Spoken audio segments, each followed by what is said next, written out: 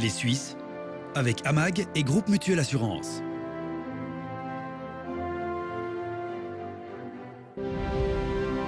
La Suisse n'a pas toujours été calme et paisible. Au fil des siècles, elle a été façonnée par des conflits, des guerres civiles et des personnages controversés. Mais qui sont-ils, ces Suisses qui ont marqué notre histoire?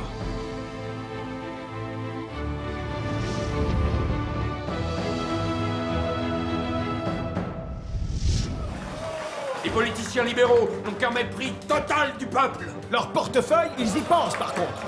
En 1847, la Confédération est déchirée. Vous, monsieur Sigvard Müller, vous allez être ébouillanté dans votre enfer catholique. L'unité du pays est en jeu. Que leur choix politique ou religieux m'importe peu. Conservateurs et libéraux prennent les armes. Une guerre civile éclate. Le général a déclaré que les soldats du Sonderbund sont nos frères de sang. Un homme pourtant émerge comme un roc au plus fort de cette tempête.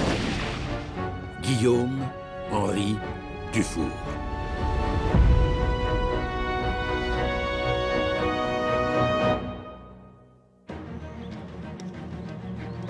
Mais comment en est-on arrivé là?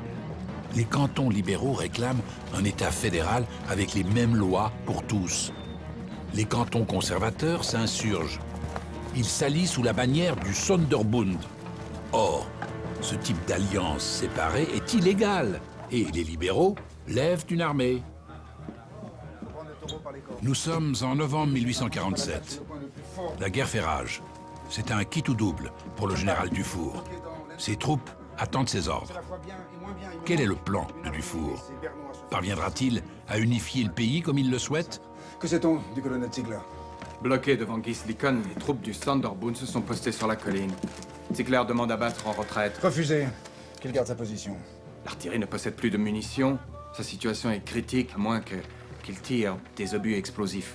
Jamais les troupes de la Diète n'auront recours aux explosifs. Jamais. Les conséquences sont épouvantables.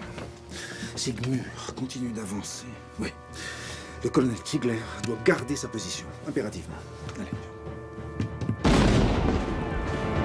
Les soldats d'un même pays se font la guerre. Ils portent pourtant le même uniforme. Ils ont suivi la même formation militaire. Et c'est pourquoi tout ça? Des obus explosifs, mon colonel! De la munition qui vient d'arriver d'Arao!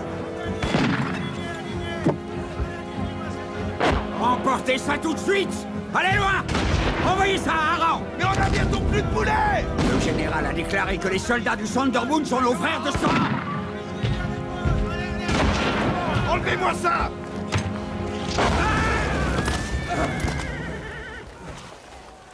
Le colonel Ziegler est intrigué.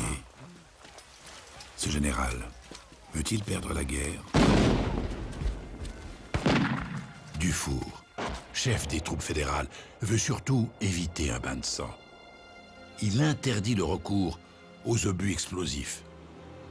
Pourquoi avoir nommé général un homme qui pense davantage au bien-être de l'ennemi qu'à la défense de ses soldats? Même dans son propre camp, Dufour est très controversé. Ses détracteurs trouvent ce Genevois raffiné trop conservateur, trop mou, trop indécis pour gagner une guerre. Comment Henri Dufour fera-t-il pour s'imposer? Ce n'est pas vraiment surprenant que quelqu'un comme Dufour devienne général. Il a des intérêts très variés. Il est doué en mathématiques et a suivi une formation à l'école polytechnique à Paris. Mais il a commencé sa carrière comme ingénieur civil à Genève.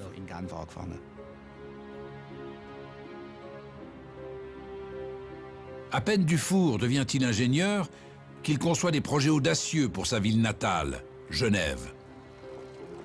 Il est soutenu par son ami James Fazzi, journaliste et politicien libéral. Incroyable, Dufour. Vous allez révolutionner la construction des ponts avec votre invention. Je me réjouis d'être le premier à en parler. En fait, pas trop, Fazzi. Les Suisses détestent les prétentieux, vous savez. Nous sommes genevois, Dufour. Nous ne sommes pas rattachés à la Suisse depuis suffisamment longtemps pour être vraiment Suisses. Si, Fazzi, nous le sommes, mais... Monsieur Maupin! Monsieur Maupin! Dufour, je n'ai pas le temps pour vos idées saugrenues. Et pourtant, grâce aux idées saugrenues de Dufour, vous êtes devenu chef des travaux publics. Mais à quel prix? J'y ai laissé mes nerfs. Avec mon idée, vous pourriez devenir célèbre.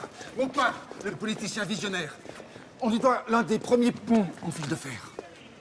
Un pont en fil de fer? Oui, vous avez bien entendu, monsieur le chef des travaux publics. Je veux suspendre le pont à des câbles en acier. Mais enfin, ça n'a pas de sens. C'est comme si... Permettez. Une petite expérience. À cette époque-là, Dufour recourt déjà à des méthodes peu orthodoxes. Si vous aviez porté des bretelles, votre pantalon aurait tenu. Maintenant, remplacez pantalon par pont et bretelles par câble et vous aurez compris le principe. Je peux pas savoir qu'il n'avait pas de bretelles, moi. Ces conservateurs sont butés. Ils ont une planche dans la tête et empêchent tout progrès.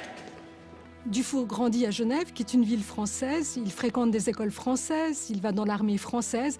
Et ce n'est qu'en 1816 qu'il pense à devenir suisse, soit 2 ans après l'entrée de Genève dans la Confédération. À 22 ans, Dufour est officier du génie dans l'armée de Napoléon. Il est spécialiste de la construction de fortifications. Napoléon a transformé en république les monarchies qu'il a destituées. Il leur a imposé son code civil qui instaure l'égalité de tous les hommes devant la loi. En à peine 10 ans, l'empereur a conquis la moitié de l'Europe, y compris la Suisse. Après la chute de Napoléon, les tenants de l'Ancien Régime reprennent le pouvoir. Au Congrès de Vienne de 1815, ils remettent en place le système d'avant. Le peuple doit obéir et se taire. Le pouvoir est de nouveau dans les mains de ceux qui règnent par la grâce de Dieu. Et ils décident du sort de la Suisse. Ils veulent un pays indépendant au cœur de l'Europe, un pays qui n'appartient à aucun des grands blocs, un pays neutre.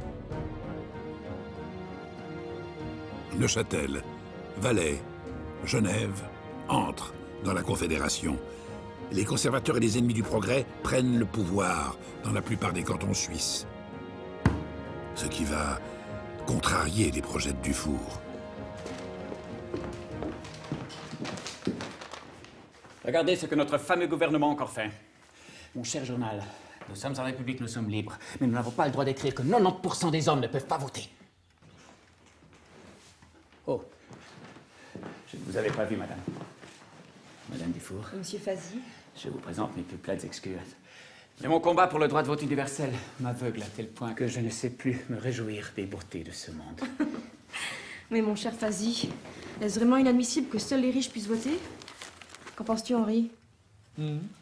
Notre brillant ingénieur se soucie peu de la politique, madame. Mais comprenez que notre cité, que notre pays, que notre vie sont entre les mains d'une toute petite minorité. Il faut œuvrer pour l'enrichissement du peuple. Le développement économique est la clé du problème. C'est intéressant. Mais tant que tous les hommes n'ont pas les mêmes droits, il ne peut y avoir de progrès économique. Et c'est la raison pour laquelle nous devons nous battre. Nous battre pour élargir le droit de vote.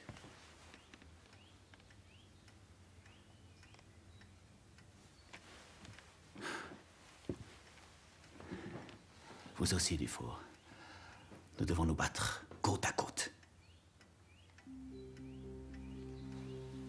En tant qu'ingénieur civil, Dufour commence à se faire un nom en collaborant à de prestigieuses constructions comme le Palais Hénard. Ça lui donne une crédibilité face à ceux qui veulent freiner le progrès. Et ces obstacles, nous devons les abattre. Ils empêchent le progrès et le bien-être de tous les citoyens. À Genève, comme dans toute la Suisse. Oui, c'est exact. Je parle aussi des murs de la ville qui encerclent, qui étouffent notre ville et qui bloquent l'accès au chemin de fer. Ces murs doivent tomber et avec leurs pierres, nous bâtirons et nous construirons des maisons nouvelles et les édifices dont notre ville a si cruellement besoin. Je vous remercie. C'est bien la première fois de sa vie que Dufour démolit des murs pour construire des ponts. Tu les as comptes. Tu vas pouvoir l'amener jusqu'ici, ton chemin de fer. Oh, merci. Merci, surtout. La plupart des gens influents à Genève font partie du Parlement. Dufour en profite pour faire passer ses idéaux de progrès technique. Au niveau politique, il est plutôt libéral, conservateur et intervient peu dans les débats. Dufour, ingénieur cantonal, bouleverse le visage de Genève. Il participe au développement du chemin de fer entre Lyon et Genève et à la construction de la gare de Cornavin.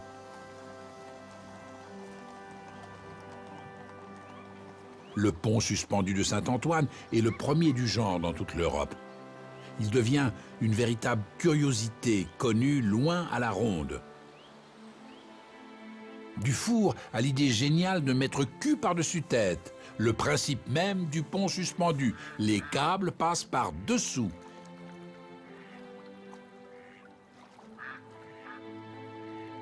Au bord du lac, Dufour veut gagner du terrain en construisant des quais. Un plan audacieux qui, de nouveau, se heurte à une farouche résistance. Mais il n'abandonne pas. Aujourd'hui, ces pavés sont les plus chers de Genève. Quelques années plus tard, Dufour fait démolir les vieilles murailles de la ville et de nouveaux quartiers sortent de la terre.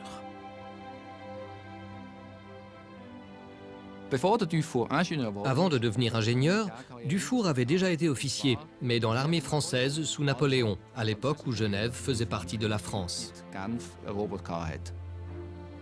Dufour acquiert de solides connaissances militaires dans l'armée de Napoléon.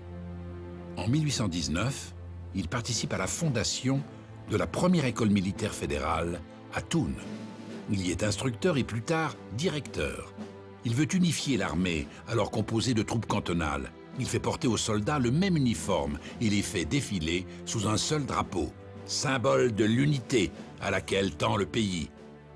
Il faudra cependant 15 ans pour amener les cantons à placer la croix suisse au-dessus de leur blason. À cette époque, il n'y a pas une armée suisse, mais 25. Chaque canton a sa propre armée avec ses propres uniformes. À Thun, des officiers, parmi lesquels Dufour, créent une vraie école de la nation. Des amitiés très solides se nouent entre eux. La guerre est l'un des plus grands maux qui affligent l'espèce humaine. Aussi, la discipline est la condition essentielle d'une armée. Elle ne doit pas être obtenue par la crainte des chefs, mais sur un sentiment profond d'honneur et de devoir. D'éminents aspirants officiers de toute l'Europe viennent se former à Thun. Parmi eux, le neveu de Napoléon, Louis-Napoléon, futur Napoléon III, dernier empereur de France. La renommée de Dufour en tant que brillant stratège militaire dépasse de loin les frontières du pays. Faire l'étalage de sa force pour ne pas avoir à l'utiliser, c'est l'un de ses principes. Ce qui signifie que la puissance militaire est importante, mais que le but n'est pas d'anéantir l'ennemi. Celui-ci doit être mis dans une situation si désespérée qu'il se rendra spontanément. Et maintenant, si vous expédiez une estafette à l'ennemi pour lui dévoiler vos positions, que va-t-il se passer? Monsieur, que va-t-il se passer? Allez! Réfléchissez par vous-même. Monsieur le colonel, c'est la Révolution. À Paris, la Révolution a éclaté. À Paris, le peuple monte aux barricades et se bat main nue contre les fusils et les baïonnettes des soldats du roi.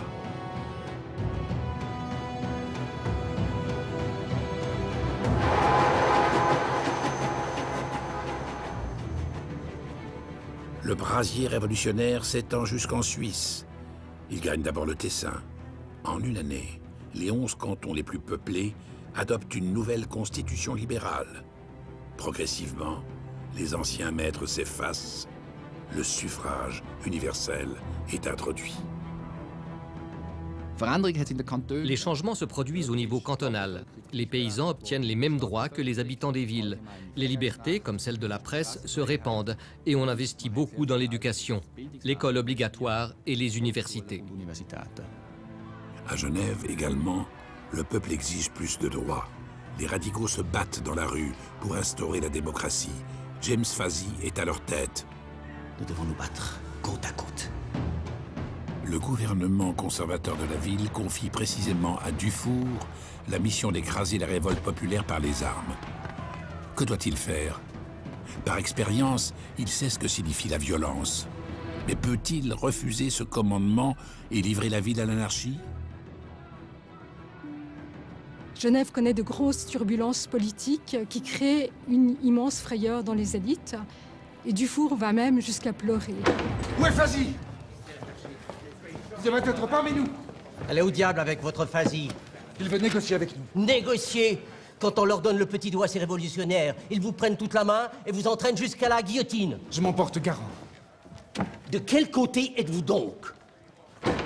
Messieurs, votre travail ici est terminé. Vous pouvez rentrer chez vous. Genève est aux mains de la Révolution. Je vous en conjure, Fazi. Ramenez vos gens à la raison. Ne me forcez pas à tirer sur eux.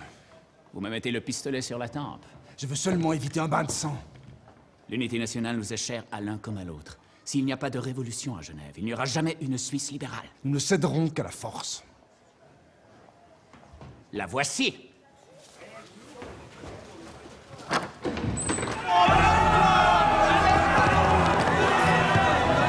Vive la révolution! Vive Genève! Vive le peuple! Victoire! Tous ensemble! Pourquoi faites-vous cela? Je croyais que nous étions amis. Révolution et amitié ne font pas bon ménage, citoyen Dufour. Dieu protège notre ville. La révolution de Fazi balaie toute la classe politique genevoise et ne laisse pas le moindre poste intact.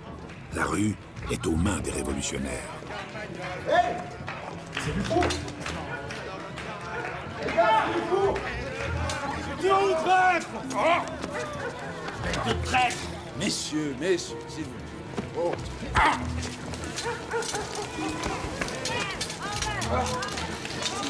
tu l'as bien mérité! Connard! Connard! Mon sensation! Oh, ce salaud!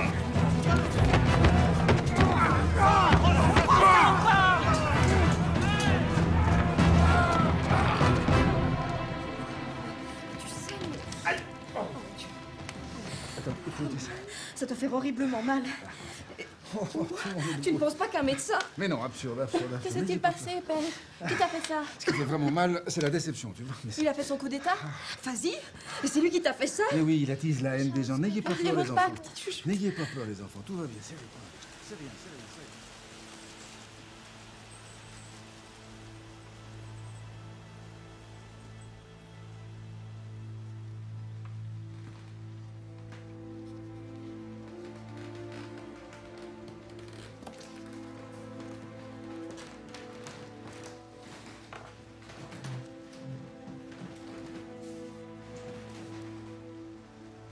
L'influence politique de Dufour atteint brutalement ses limites.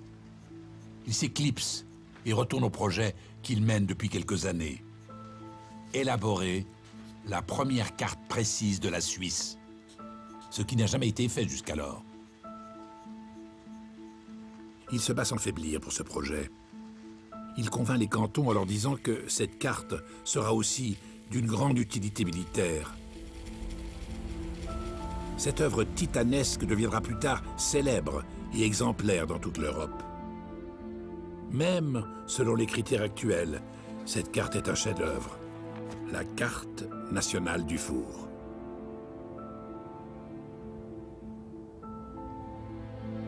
Mesurer les montagnes est une tâche herculéenne. Dufour et ses collaborateurs y travaillent d'arrache-pied. Ils gravissent les plus hautes cimes et prennent les plus grands risques. Quand les crédits des cantons viennent à manquer, Dufour paie de sa poche les travailleurs.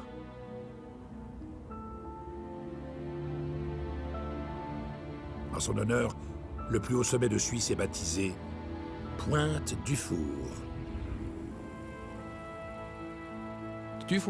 Dufour s'investit beaucoup dans ce projet cartographique qu'il considère comme une contribution essentielle à l'unité et à l'identité nationale. C'est d'ailleurs la première fois que les cantons œuvrent ensemble pour un projet national. «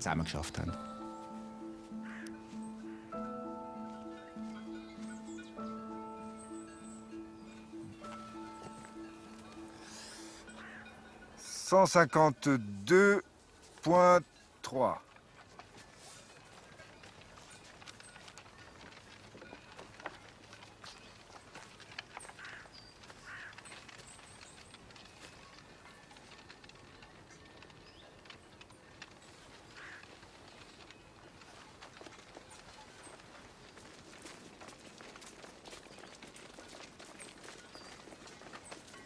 Cela dit, les travaux d'arpentage ne sont pas accueillis partout avec bienveillance. Dufour, du bureau topographique fédéral. Mes condoléances, monsieur. Sigvard Müller. Permettez-moi de vous dire que vous n'êtes pas ici chez vous. Excusez-moi, nous effectuons des mesures pour établir une carte fédérale. Nous sommes mandatés par la Diète. Pourrais-je parler avec le propriétaire de ce champ? Monsieur L'Œil porte sa fille à sa dernière demeure. Ah, je suis désolé. Peut-être que plus tard, alors? Je vous dis de repartir. Vous n'avez pas entendu? Pas besoin de toutes ces fichues cartes. On est chez nous ici, on connaît le chemin. Messieurs, je vous en prie. Reprenez vite tout votre fourbi. Fichez le camp. Quand on accompagne une âme au repos éternel, veillons à ne pas nous révolter, où elle lit. Vous avez dit vous-même de flanquer dehors les baillis étrangers, monsieur L'Œil. Mais sans faire appel à la force. Toutes mes excuses. Mes hommes sont rudes, mais aussi nourris de piété. Ce qui est nouveau provoque leur crainte. Mon nom est Joseph L'Œil. Joseph L'Œil est issu d'une simple famille lucernoise de paysans. Animé d'une profonde foi catholique, Joseph L'Œil défend les petites gens. Ce qu'il gagne, il le donne aux bonnes œuvres. Il n'a pratiquement pas fréquenté l'école et, pour ses partisans, il n'est pas un politicien au-dessus du peuple. Il est l'un des leurs. Que veulent les libéraux, hein? Le progrès? L'industrie? Le bien-être? Encore des cadeaux offerts par notre Dieu, disent les libéraux. Des paroles païennes, voilà ce que c'est. Oui, et je vous déclare que c'est la marque du diable. Ne sommes-nous donc pas assez grands pour savoir ce qui a de la valeur? Le progrès, l'industrialisation, à qui a-t-elle apporté quelque chose? À de simples individus comme vous et moi? Rien, mes chers amis. Rien de chez rien, voilà. Les politiciens libéraux, assis sur leur gros derrière, dans leur fauteuil de style, n'en ont vraiment rien à faire du peuple. Mais de leur portefeuille, là, par contre, ça oui. Oui, là. Avec un programme que le pape lui-même aurait adopté, L'Œil et ses partisans se lancent dans le combat politique. Les conservateurs, pas seulement les catholiques, mais aussi beaucoup de protestants, reprochent aux libéraux de promouvoir l'athéisme et le matérialisme dans les écoles. Ça représente un vrai problème pour les gens et ça les pousse à la révolte. En 1841, le peuple lucernois accepte une nouvelle constitution conservatrice. Elle décrète que seuls les catholiques ont le droit de vote. L'Église exulte. Les libéraux se sentent provoqués. Le gouvernement argovien accuse les moines de monter le peuple contre l'État. Pour les punir, il fait fermer tous les cloîtres et saisir tous leurs biens.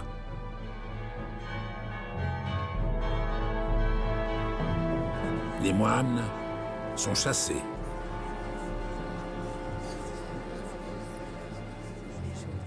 Alors, la Diète intervient. À cette époque, la Diète, c'est l'autorité fédérale suprême, une assemblée groupant des représentants de tous les cantons. Elle déclare illégale la fermeture des monastères décrétée par les libéraux argoviens. L'hostilité entre les deux camps monte d'un cran. Tous vos couvents doivent disparaître. Ce que vous faites là est une trahison à la patrie. La Diète en a décidé ainsi. Qui êtes-vous, monsieur? Oxenbein, Ulrich, officier dans l'état-major de notre armée. Nous ne supporterons pas que la Suisse devienne l'état vassal du pape, monsieur. Effrontez vos officiers. Voilà une bien belle preuve des dérives de la doctrine libérale. Persistez donc, et ce sera la guerre, monsieur Sigvard Müller. Cessez de critiquer la décision de la Diète, jeune homme. Mais vous êtes de notre côté, monsieur Dufour. Il se pourrait que votre impatience provoque le malheur de notre pays. Dufour se méfie de cet officier impétueux, Ulrich Oxenbein, un jeune radical bernois qui va jouer un rôle décisif sur la scène politique. La situation s'aggrave.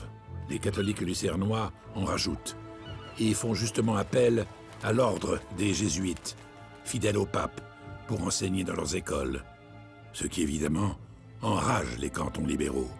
Là où glisse l'ombre d'un moine, l'herbe ne repousse plus, clament les libéraux.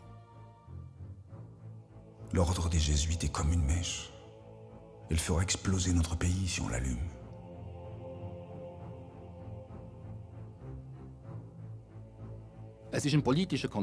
C'est un conflit politique. Les libéraux veulent édifier un État national, il leur faut donc une nouvelle constitution. Mais les conservateurs veulent sauvegarder la souveraineté des cantons pour protéger leur religion qu'ils croient menacée. Les extrémistes des deux camps font de la religion un enjeu, mais ce n'est pas une guerre de religion. Que cherche Lucerne par cette provocation? Une réaction démesurée des libéraux. Désormais, les événements s'enchaînent dans le sens voulu par le jeune radical Oxenbein. En 1844, une troupe de têtes brûlées, les corps francs, s'attaque à la Suisse centrale conservatrice et s'y casse les dents.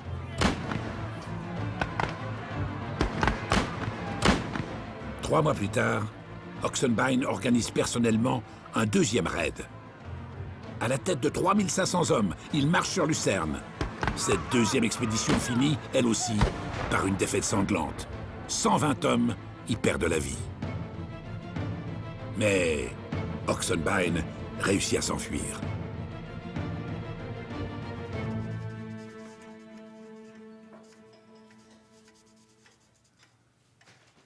Dufour a maintenant 60 ans. Il veut passer les dernières années de sa vie au sein de sa famille. Mais il a peur aussi. Peur que la Suisse ne se désintègre. Calme-toi, Henri. Je me calme. Cet Oxenbein, ce pied de bœuf, dévaste le pays. Il n'a tout de même pas remobilisé des corps francs. C'est illégal. Oui, Annette. Mais ce n'est pas en restant enfermé dans ton cabinet, mon cher Henri, que tu vas résoudre le problème. Faudra-t-il que je me jette moi aussi dans la bataille? À mon âge? Ma foi. Attends que ça empire et qu'ils finissent par t'appeler.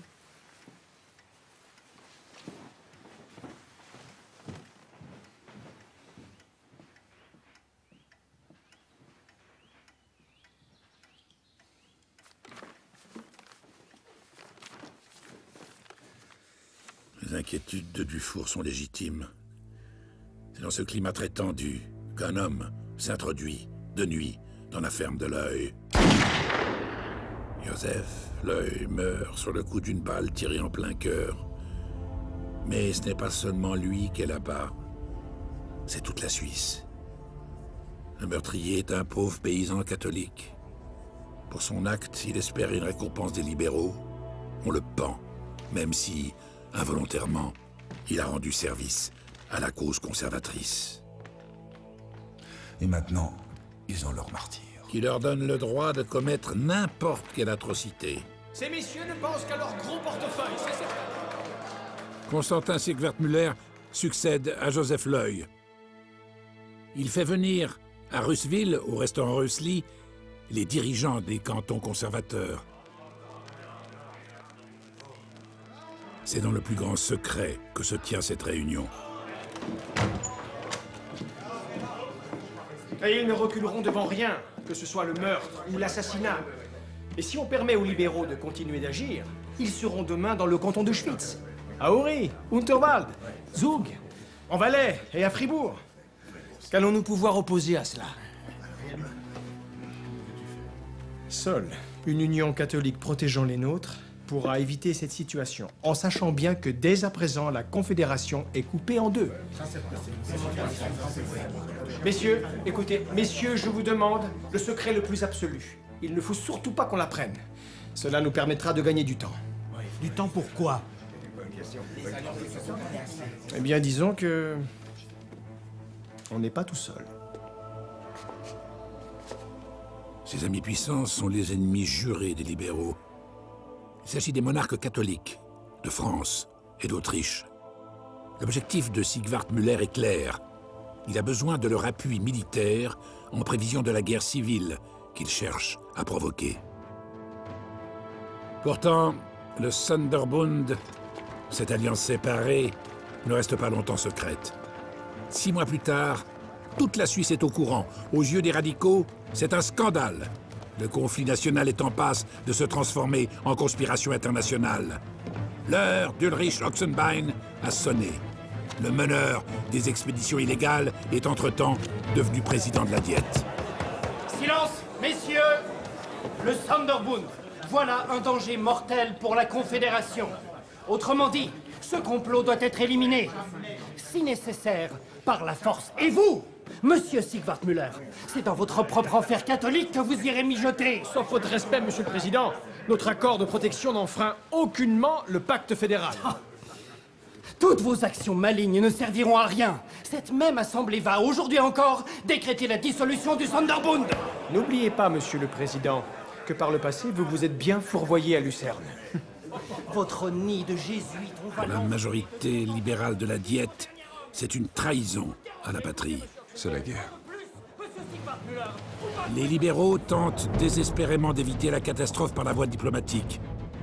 Mais les cantons sécessionnistes, réunis dans le Sonderbund, se préparent avec détermination à la guerre. Après de longs débats épuisants, la Diète décide de s'aligner et de choisir un général.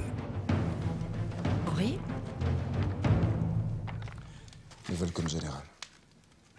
Je ne peux pas accepter. C'est impossible de refuser. Mère, il a le droit du soldat. Quand il reçoit un ordre de la Diète, il doit obéir. Alors ce sera la guerre civile. Ne pouvons-nous pas encore négocier? Cette année, boutique fédérale ne sait prendre des décisions qu'au pied du mur. On ne peut plus faire autrement, Annette. La guerre est inévitable. La Diète a désigné son général. C'est le colonel Dufour.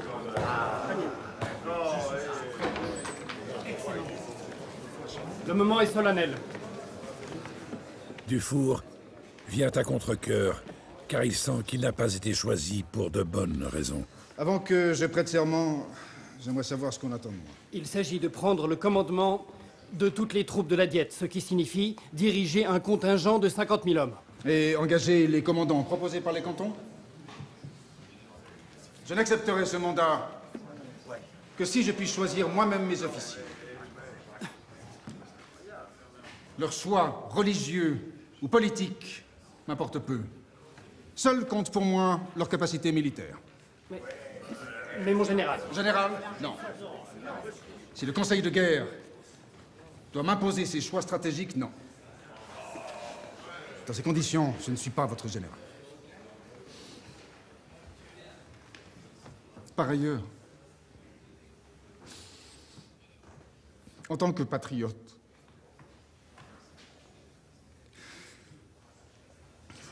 je me refuse de tuer l'un de mes frères.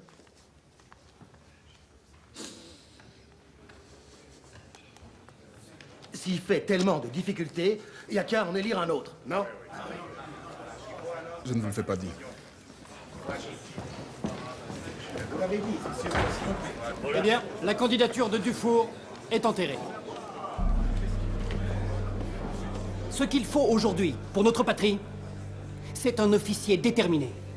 Un véritable patriote. Ulrich Oxenbein aurait bien aimé être élu général, mais son lourd passé de chef de bande illégal y fait obstacle. Mais alors, qui choisir? Une séance de cris suit l'autre. Ce n'est qu'à 3 heures du matin que tombe la décision qui, cette fois, peut-être, s'impose vraiment. Monsieur Dufour?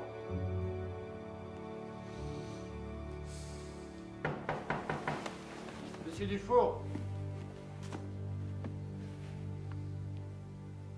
Entrez.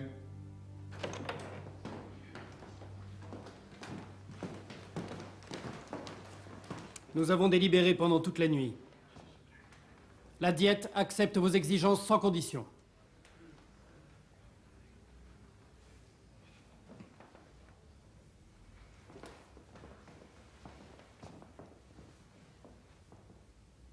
Venez prêter serment, Dufour. C'est votre devoir de soldat de la Confédération suisse.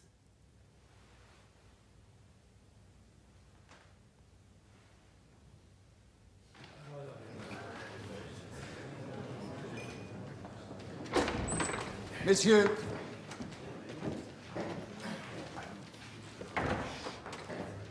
je suis prêt à prêter serment.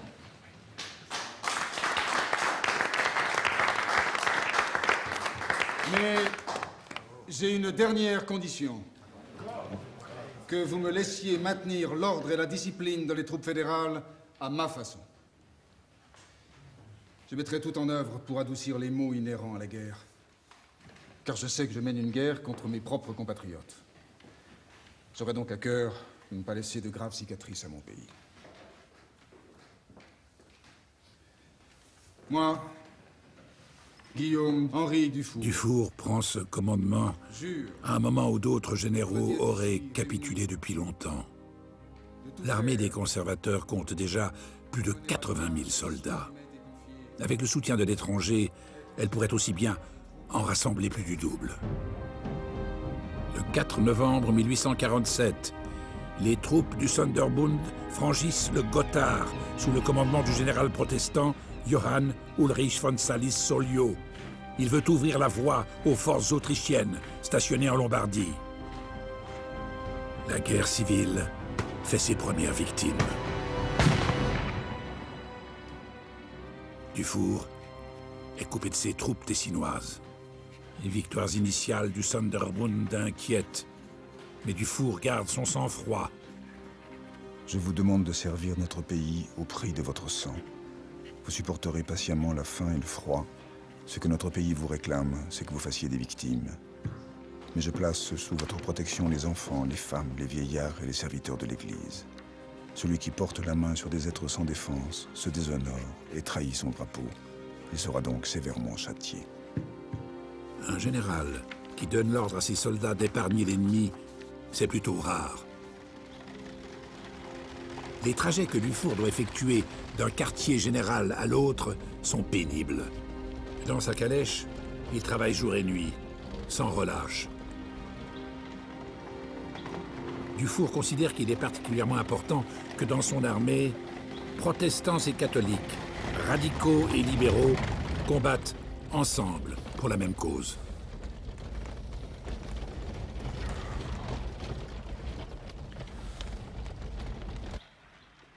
Vu la complexité du tracé du front, Dufour traverse souvent le territoire ennemi. Les postes de contrôle représentent un danger permanent. Parfois, Dufour se présente comme un colonel du Sonderbund et on le laisse passer. Cependant, ce n'est pas toujours le cas. Halte! On passe pas! Hé les gars! On joue!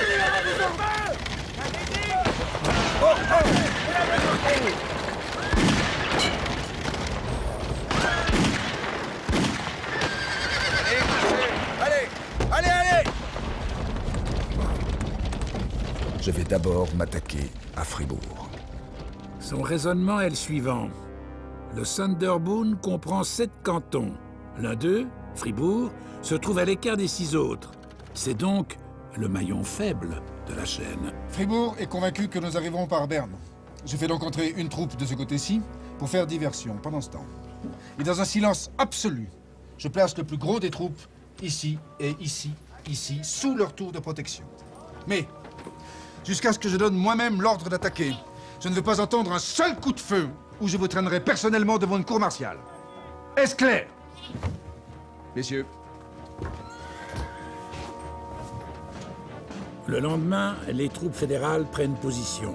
25 000 hommes attendent avec impatience l'ordre d'attaquer.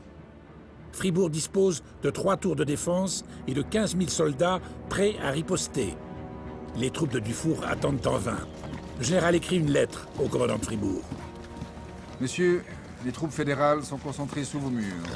Elles disposent de 60 canons et sont suivies de nombreuses réserves. La catastrophe est inévitable. Rendez-vous, sinon mes troupes seront obligées de vous massacrer. Mon général, vous dévoilez nos positions aux Fribourgeois, le nombre de nos soldats. Nous allons leur autoriser une journée de réflexion, à eux de décider de leur sort, prendre les armes ou capituler. Mon général, vous êtes certain de ce que vous faites? À remettre au commandant de Fribourg.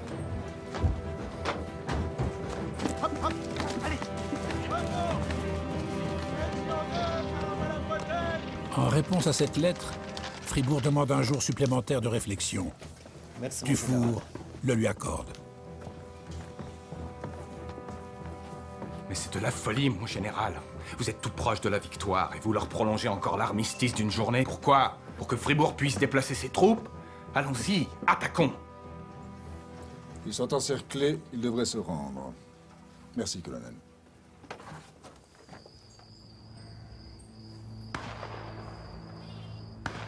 Mais les officiers fédéraux ont de la peine à faire respecter le cessez-le-feu. La pression sur Dufour devient de plus en plus forte. Il y a tant de personnes qui espèrent se couvrir de gloire en faisant couler le sang. Je n'aurais jamais dû accepter cette impossible mission.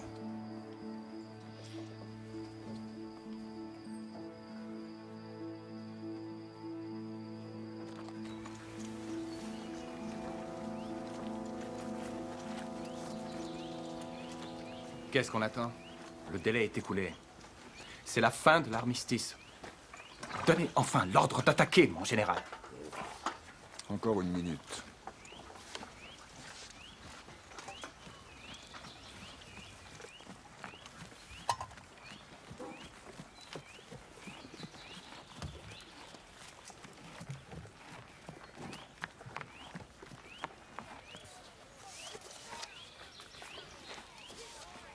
Fribourg a capitulé. Fribourg a capitulé! Les troupes de Dufour prennent la ville sans effusion de sang. Sa tactique a payé. Mais il n'a pas le temps de se réjouir. Il veut immédiatement toucher le cœur de l'Alliance conservatrice avant qu'elle ne reçoive du renfort de l'étranger. Son objectif suivant s'appelle Lucerne. Les colonels Ziegler, Kumur et Donatz attaquent avec leurs hommes par le nord. Les troupes d'Oxenbein par l'ouest. Pour Dufour, le principal danger, c'est la durée du conflit. Si la guerre se prolonge, le risque d'une intervention étrangère, de la France ou de l'Autriche, augmente, et ça provoquerait la fin de la Suisse. C'est tout près de Lucerne, à Gislikon et Meyerskapelle, que va finalement avoir lieu la bataille décisive entre les deux armées suisses ennemies. Plusieurs dizaines de milliers de soldats se font face. Et Dufour, comment va-t-il gagner en terrain découvert alors qu'il interdit à ses soldats le recours à l'artillerie moderne? Pièce numéro 1! Vol! Allez, messieurs! En avant! Allez, allez! Plus de boulet! Allez, avancez! Allez! Mon colonel, c'était notre dernier boulet! On maintient la position! Maintenez la position, c'est l'ordre du général! Je vous en supplie pour la vie de mes hommes! Ordonnez tout de suite la retraite! On va se battre à la baïonnette! En avant! Tous ensemble pour l'unité du pays! Tambour, avancez! Non.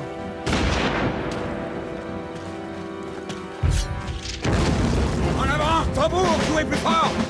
Allez, devant! Allez, allez! Vas-y!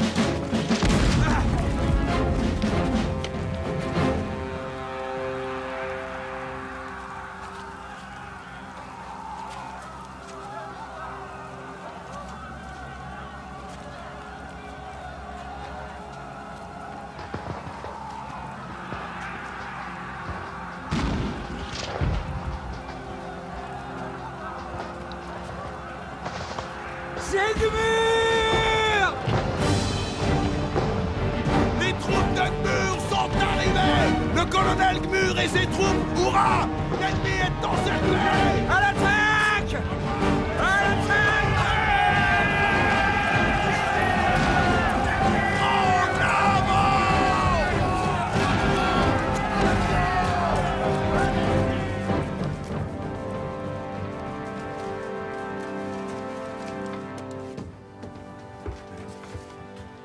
Messieurs, la voie est libre, nous marchons sur Lucerne. Gmur a atteint Gislikon et Oxenbein a enfin réussi sa percée dans l'Entlebuch. Et vous savez ce qui a le plus de valeur à mes yeux? Il a interdit à sa troupe de s'attaquer à des hommes non armés. Un personnage finalement surprenant, cet Oxenbein. Hein? Le 22 novembre 1847, la ville de Lucerne se rend pratiquement sans combattre. Cette capitulation marque la fin de la guerre civile. Elle n'a pas duré plus de 25 jours. Les cantons catholiques conservateurs sont vaincus. Les citoyens libéraux de Lucerne acclament les vainqueurs. Dufour triomphe. Grâce à sa conduite humaniste de la guerre, on ne déplore pas plus d'une centaine de morts. Quelques semaines plus tard, les électeurs se réunissent pour élire un nouveau gouvernement. Les troupes fédérales restées là pour observer font en sorte qu'on vote libéral. Sigvard Müller, accompagné des chefs catholiques, fuit à l'étranger en emportant le trésor de guerre du Sonderbund. Il est condamné par contumace pour haute trahison. S'il revient au pays, il est bon pour l'échafaud.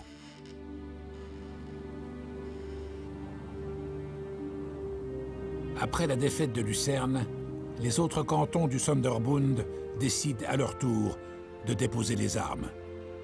Et c'est à l'hôtel Schweizerhof que le général vainqueur dicte les actes de capitulation aux représentants des cantons vaincus. Mais encore une fois, pour Dufour, ce n'est pas une raison pour triompher.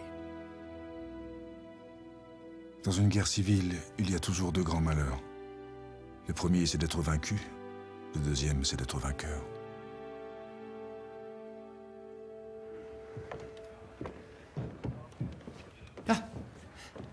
Bien joué, Dufour. Mais la lutte ne fait que commencer. Bon courage, Fazi.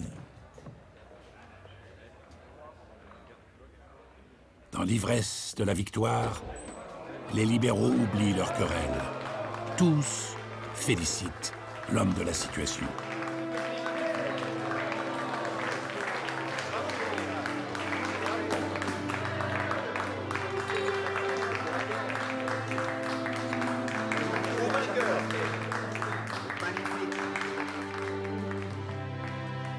Merci.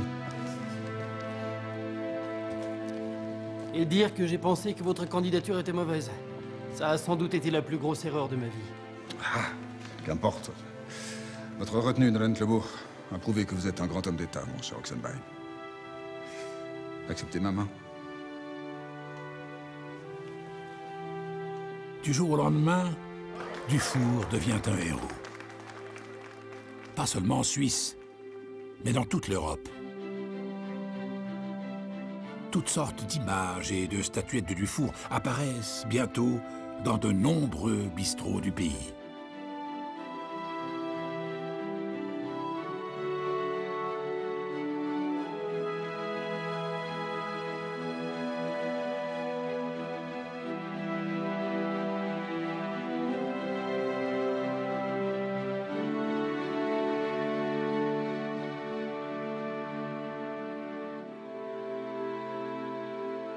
Ce qui fait de Dufour un grand Suisse, à mon avis, ce n'est pas seulement qu'il a su gagner une guerre civile, ce qui est toujours difficile, mais surtout qu'il a su gagner la paix. Guillaume-Henri Dufour se retrouve enfin là où il voulait toujours aller, dans sa famille. Mais c'est le chapeau de grand-papa, ça. C'est le chapeau de grand-papa, ça. Oui, mais oui. On va faire la guerre. Je suis le général, voilà. Il n'en continue pas moins de s'enthousiasmer. Par exemple, pour un jeune homme porteur d'une idée qui l'emballe. Ce jeune homme s'appelle Henri Dunant. Il veut créer une organisation qui s'occupe des victimes de la guerre, quel que soit le camp dans lequel elles se trouvent.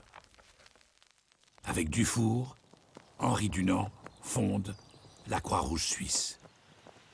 De cette idée naîtra un réseau humanitaire mondial, le Comité international de la Croix-Rouge, dont Dufour sera le premier président. L'œuvre de toute une vie trouve ainsi son accomplissement. Grâce à la modération de Dufour, la guerre s'est terminée sans bain de sang, rendant possible une réconciliation rapide des deux camps ennemis. C'est sur cette base que l'État fédéral a été construit en 1848 et il est toujours en vigueur aujourd'hui. La Suisse s'est par là distinguée des autres pays européens où la révolution de 48 a échoué. Après la guerre civile qui a déchiré la Suisse, les politiciens vainqueurs élaborent sans tarder une nouvelle constitution libérale. Parmi les pères de la nouvelle constitution figurent de nombreuses personnalités qui siégeront plus tard au sein du Conseil fédéral. On passe maintenant d'une union d'États à un État fédéral. Dans le sillage de Dufour, le premier Conseil fédéral se montre assez visionnaire pour prendre en considération les besoins des vaincus. Tous les hommes reçoivent le droit de vote.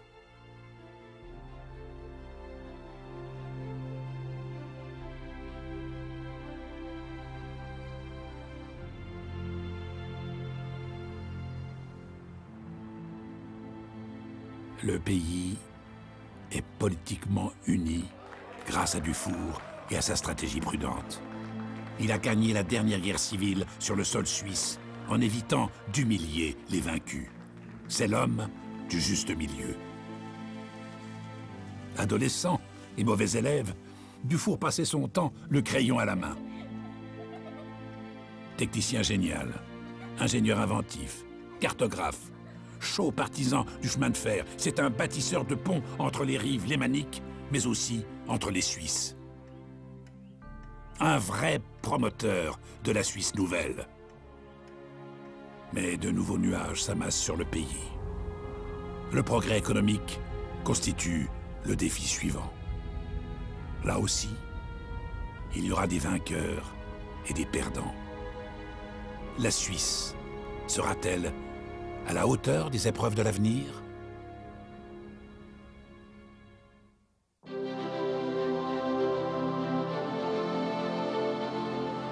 Dans le prochain épisode... Nous bâtissons le plus long tunnel au monde. Si, il faut avoir des idées extrêmes, Escher. Alfred Escher et Stefano Francini. L'aventure du Gothard.